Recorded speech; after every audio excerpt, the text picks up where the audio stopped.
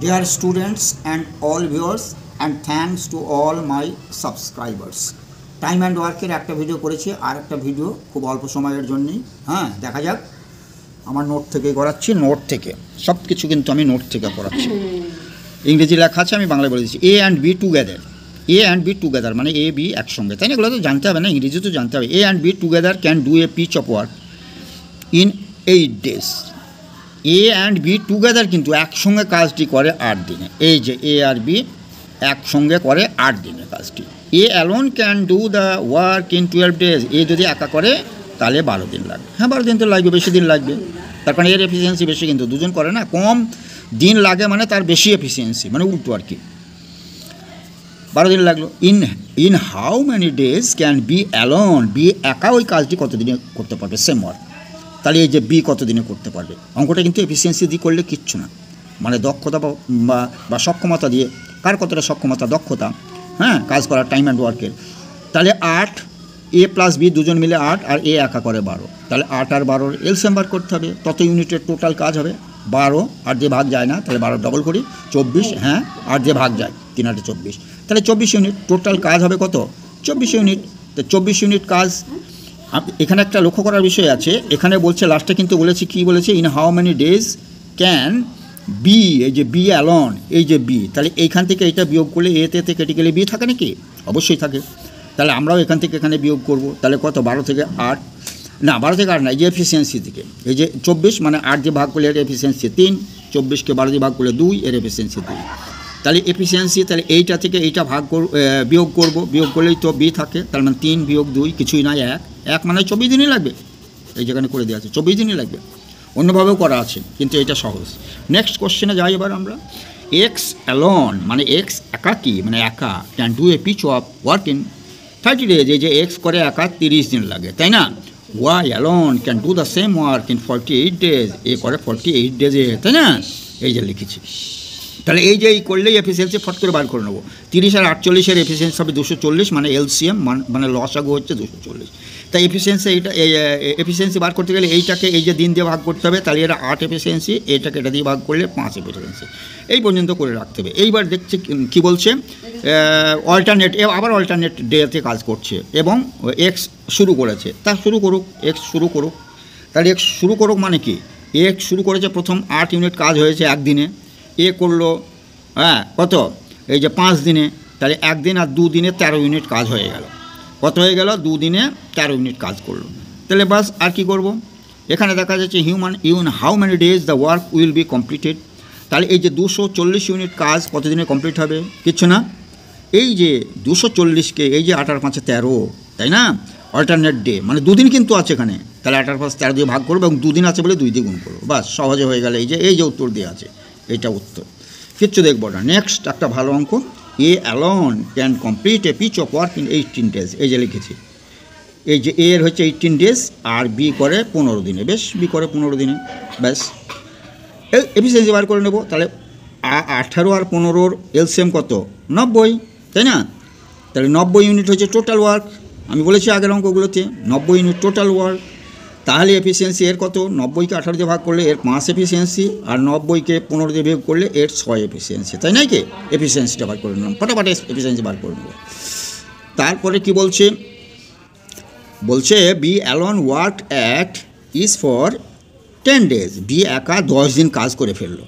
তাহলে বি যদি, এই যে এ আর বি, তাহলে বি 10 দিনে কাজ করলে 10 দিনে কত ইউনিট কাজ করে ফেলবে?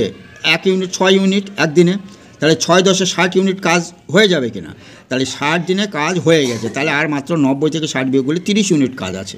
তাহলে 30 ইউনিট কাজ কে করবে? কি বলছে, in how many days, how many more days, কিন্তু আর অতিরিক্ত কত দিন লাগবে? Will A alone complete the remaining work. তাহলে 30 ইউনিট এ করবে, তাহলে এর এফিসিয়েন্সি কত? 5। তাহলে 30কে 5 দিয়ে ভাগ করে দেবো, বাস 6 দিন। অতিরিক্ত সময় লাগবে আরও 6 দিন। কি ভালো অঙ্ক না এটা? আর সাধারণভাবে করতে গেলে মাথা খারাপ হয়ে যাবে, এখানে কিন্তু এফিসিয়েন্সি দিয়ে করতেই হবে। নেক্সট কোশ্চেন, এখানে কি আছে? এই ধরনের অঙ্কটা দেয়, এটা আবার আলাদা ধরনের, হ্যাঁ, টাইম অ্যান্ড ওয়ার্কেরই অঙ্ক, কিন্তু এটা আলাদা। এই যে অনেকগুলো অঙ্ক আছে এখানে একই রকম, তাহলে এটা করলে যে কোনো পরীক্ষা থাকবেই একটা। এই যে 4টি লোক 6টা boys can do a piece of work in 5 days। 4 জন লোক মানে পুরুষ এবং 6 জন ছেলে যদি কাজ করে বয়েজ কাজ করে তাহলে 5 দিন লাগে, তাহলে দুটো মিলে 5 দিন লাগে, তাই না? এই যে 4টি মেন আর 6টা বয়, এই যে 5 দিন লাগে। কদিন লাগে? 5 দিন।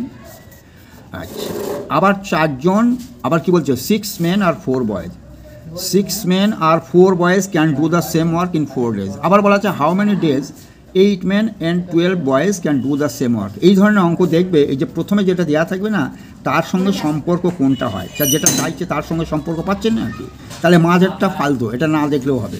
তাহলে 4-এর ডবল করলে 8, এই যে 6-এর ডবল করলে 12, কি?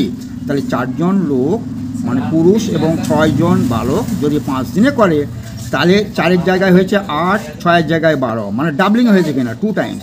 তাহলে 2 টাইমস যদি হয় তাহলে সময় কত লাগবে? সময় কিন্তু লাগবে কম, মানে 5কে ওই 2 দিয়ে ভাগ করবো, তাহলে 2.5 দিন হয়ে যাবে না? ডবল লোক লাগলে, ডবল হলে সেটা সময়টা কম দিন লেগে যায়। এটা দারুণ টেকনিক, তাই না? নেক্সট, 8 men and 5 women, মানে 8 জন পুরুষ 5 জন স্ত্রীলোক can do a piece of work in 6 days together, মানে একসঙ্গে করলে 6 দিন লাগে। এই যে 6 দিন লাগে, লাগুক 6 দিন। তারপর হচ্ছে 4 men 8 women can two women together can do the same work in 9 days, তাহলে 8 আর হচ্ছে এখানে 4 আর 8, এর সঙ্গে কোনো সম্পর্ক পাচ্ছে না, বাদ দিলাম। ইন হাউ মেনি ডেজ 16 আর 10, তাহলে এই যে 8 আর এই যে 5-এর ডবল 16, কি আগেরটার মতোই না? এর ডবল না? এটাই তো চাইছে। তাহলে 8-এর ডবল 8-এর ডবল, তাহলে ডবল যদি হয় তাহলে সময় কম লাগবে, জানা? 8-এর জায়গায় 16টা লোক লাগিয়েছে পুরুষ, আর 5-এর জায়গায় 10টা ওমেন লাগিয়েছে, তাহলে কি হবে? সময় অর্ধেক হয়ে যাবে। তাহলে এদের যদি 6 দিন লাগে, ওদের লাগবে 3 দিন। এগুলো অঙ্ক করতে হয় নাকি? নেক্সট অঙ্ক, 6 men প্লাস 8 boys, একই ধরনের, 6 দিন লাগে। এই যে 6 men আর 8 boys 10 দিন লাগে।